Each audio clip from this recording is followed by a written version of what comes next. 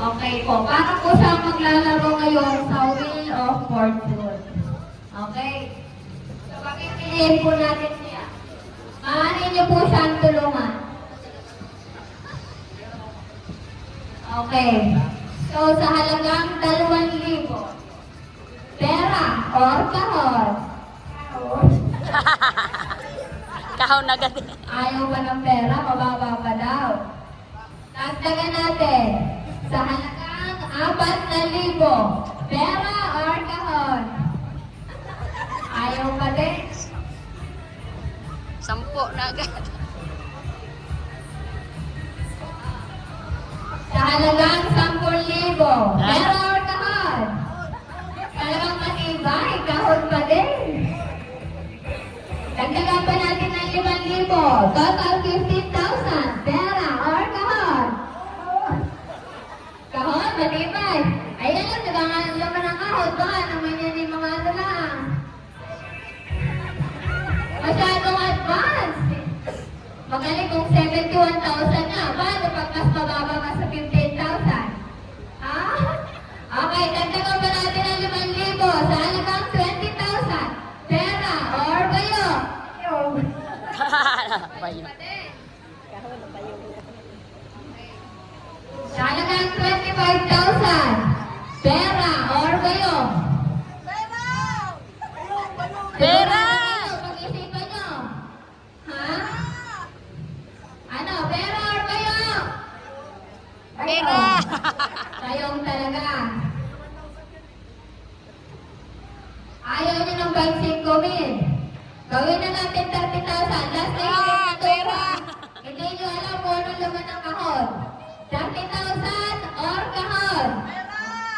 Pera! Ayaw! Ah! Siya.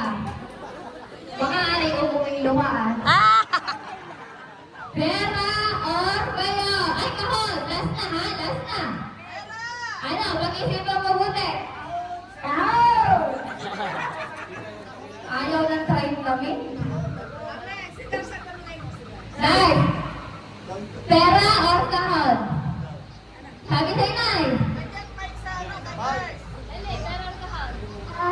Kahon! Ay, kahon daw eh. Ayaw. Dadagdagan pa ng 10,000. 40,000. Pera! Or kahon? Mamili. Kahon! Aba, Ano yan? kawawa. Delikado pag-uwi. Okay. Handa ka na ba buksan ang kahon? Last na tanong. Pera or kahon? Nag-iisip. Ano ang laman? Abay, gusto. Nahihirit pa. Kaya dadagdagan pa natin ang 10,000. 50,000 or kahon? Pera!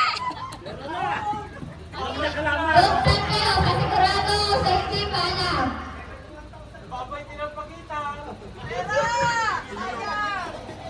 Kalagay ninyo, parang kagaan. Walang ano. Magkano daw? Magaling kung pera ang laman. Sa halagang 50,000, mamili kayo, pera or kahon? Ah, Lalagyan ka pa ng 20,000 na rin, karaitan. Basta total 50,000. Ipagpapalik niyo ba ang 50,000 sa kahon? pera! Pera, kahon? Pera! Ano? Nahirap ka rin dagdag. Last na rin ay. Mag-decide na kayo, pera or kahon? May 50 na ako. Paano yan? Sigurado? Mamili kayo. Pera na daw. Ano? Bibigyan na ba natin? 50,000 or kahon? Ang dagdag. Hindi na. Ang kahon, pera or kahon? Si Dars tanungin. Pera or kahon, Tars? Dali, tulungan tong ina. Pera na daw. Pera. Pera or kahon? Pera. Pera. Pera na daw. Pera na. O, sino sa ating mga kasama dito ang pera? Sino?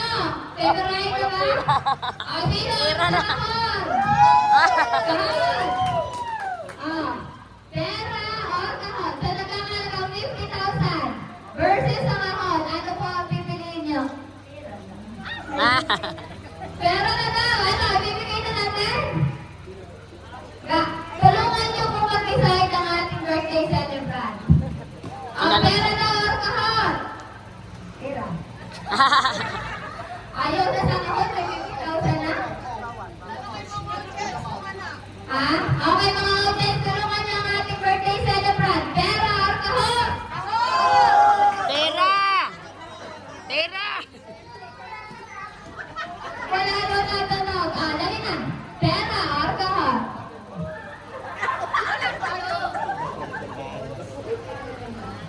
$50,000 or kahon?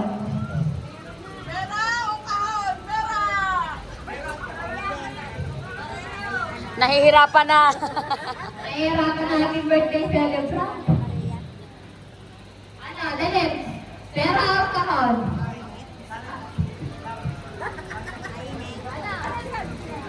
Mamili na ulit ang mga audience. Pera or kahon? Kahon. Handa ka na bang buksan ang kahon? Kahon.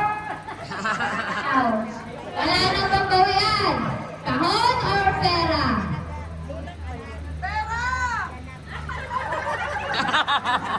Hindi mo ko pang design. Okay, magkabilang ko na yun ha. 1, 2, 3, 4, 5. Ano na ang huli mong desisyon?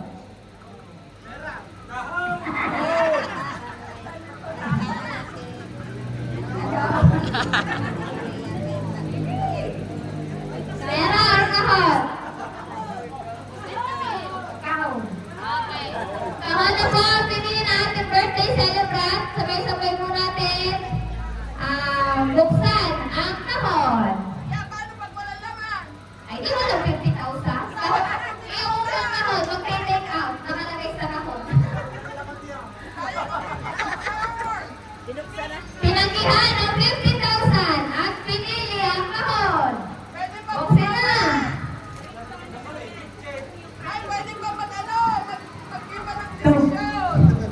Hindi na magbabago? Hindi na. Malakas ang pananalig, nakaamog. Wala naman laman eh. Ano ang laman? Thank you. Okay. So, pera po na yan ay nagkamahalaga ng 71,000 mula po sa kanyang mga anak, pitong anak, mga manugang at mga apo. Okay, so maraming salamat po. So, yun lang po aming surprise para sa inay. So, maraming po